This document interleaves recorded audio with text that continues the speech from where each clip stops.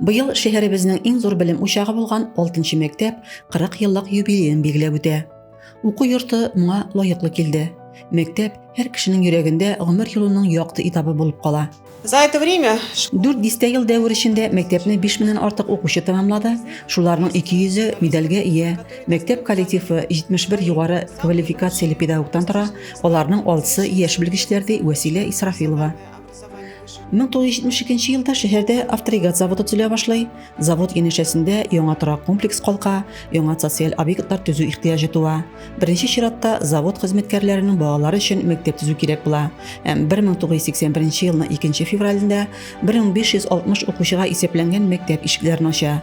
Мәктәп ачылгач, анда нибары 323 укучы укый. Биредә хәзер беренче укучыларның оныклары укый инде. здесь фотография. Әлеге фотосурәттә 1981 елның 2 февралендә төшкән укучылар, әлеге фотографиядә мин. В этой школе начинал. Әбием Надежда Прокопьевна Хайруллина мәктәп ачылган көннән эшли. Әнием дә әлеге мәктәпне тәмамлады. Хәзер биредә мин укыйм. Әлеге мәктәпне тәмамлаучылар югары уку йортыннан соң бирегә укытучы сыйфатында эшкә кайта. Шуларның берсе математика һәм информатика укытучысы Гөлнара Вафина. Шәһәребезнең иң зур, матур, бай тарихлы алдынгы 6нчы мәктәбен мин укучы буларак тәмамладым. Хәзер инде 20 ел бу мәктәптә укытучы булып эшлим. Мәктәбебез яңадан яңа үрләргә ирешсен. 40 ел дәвамында әлеге мәктәптән 4000 ярымнан артык укучы 9нчы сыйныфны, 2000ннән артыгы 11нче сыйныфын тәмамлаган. Мин бу мәктәпкә беренче сыйныфка укырга килгәнемне бүгенгедәй хәтерлим.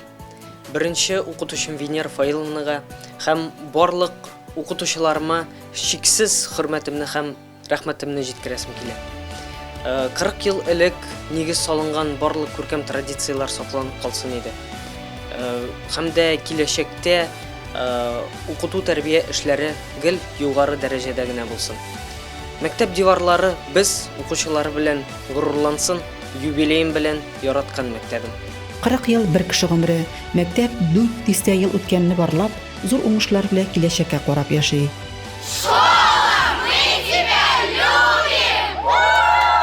Резимә Кашапова, Илюрия Казамарова, Зәй хәбәрләре.